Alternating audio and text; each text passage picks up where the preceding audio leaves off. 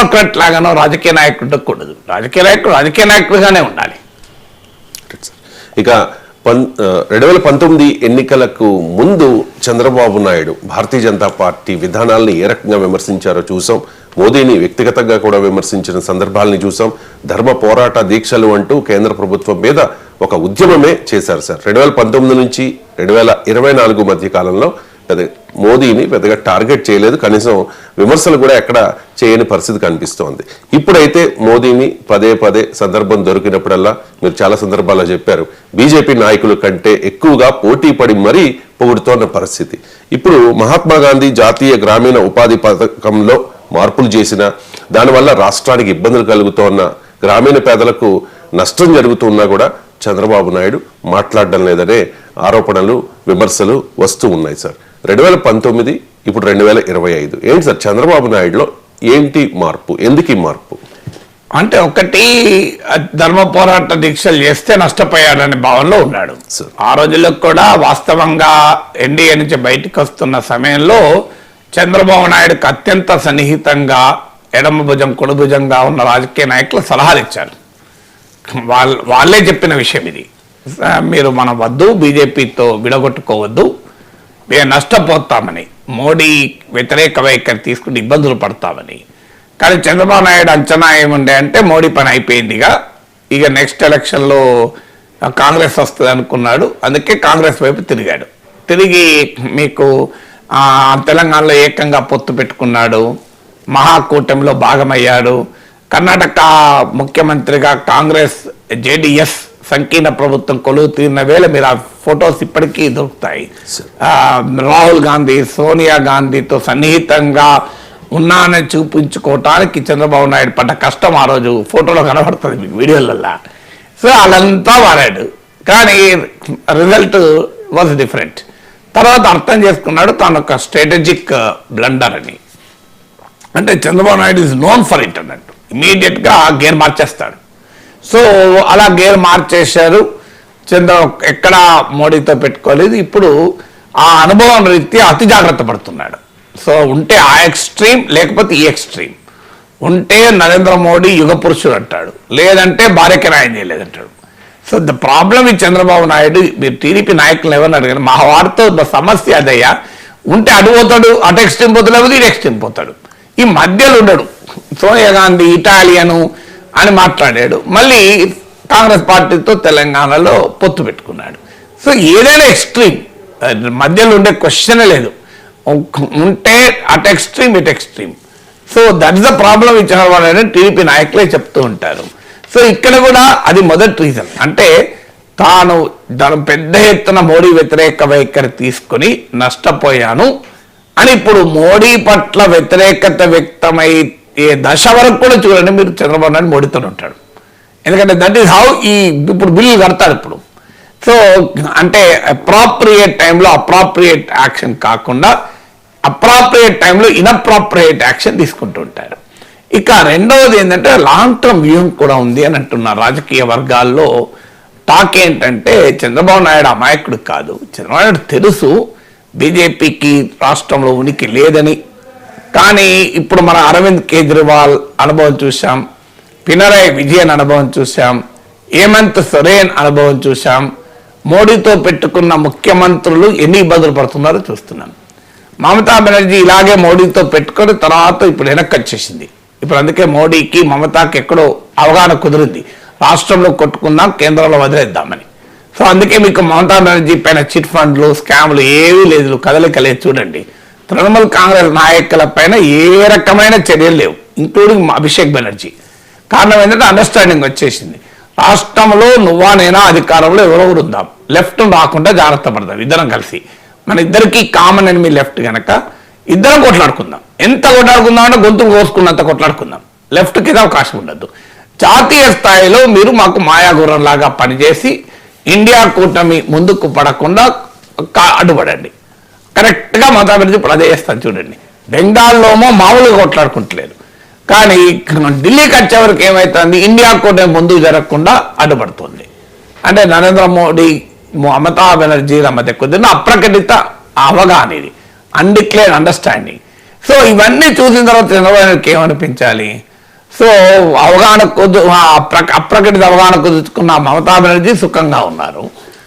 మోడీతో ఫైట్ చేస్తున్న అరవింద్ కేజ్రీవాల్ జైలుకి వెళ్ళాడు, హేమంత్ సోరెన్ జైలుకి వెళ్ళాడు, పినరాయి విజయన్ పైన నానా తిప్పలు పెడుతున్నాడు. సో ఇది పంచాయతీ ఎందుకు అనుకునేది ఒక రీజన్.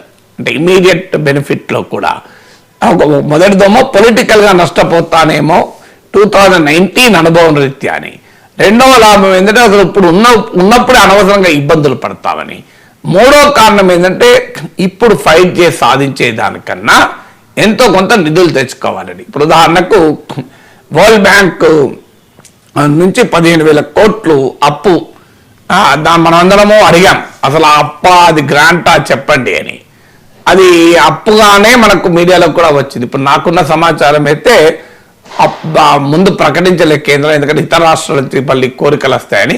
కానీ ఐ థింక్ కేంద్రమే కడుతుంది ఆ అప్పు కూడా అంటున్నారు. అంటే రాష్ట్రానికి ఒక రకంగా అది గ్రాంట్ అవుతుంది అమరావతికి వచ్చేది అని. ఇది ఎంత నిజమో వెరిఫై చేయాలి. బట్ నాకు హైయెస్ట్ సోర్సెస్ బ్యూరోక్రసీలో ఉన్న వాళ్ళు చెప్పింది ఏంటంటే లేదండి ఇది బహుశా కేంద్రమే భరిస్తుంది, ఆ రకంగా చంద్రబాబు నాయుడు మోడీని ఒప్పించాడు అని అంటున్నారు. సో అది ఎవరు గొప్పగా చెప్పుకుంటలేరు, ఎందుకంటే ఇతర రాష్ట్రాల నుంచి ఇబ్బందులు వస్తాయని. సో ఇలా రాష్ట్రము ఎంతో కొంత లాభం పొందాలి, అనవసరంగా పంచాయతీ పెట్టుకుంటే అసలుకే మోసం అనేది మూడోది. నాలుగవది అతి ముఖ్యమైనది రాజకీయ అంశం. వాస్తవంగా ఇది మొదటిది రావాలి. ఇక్కడ Chandrababu Naidu is now busy preparing for transition. అంటే కొడుకుకు అధికారాన్ని పార్టీని, ఇప్పుడు ఎవరైనా 75 ఏజ్ వచ్చాక ఏం ఆలోచిస్తాడు?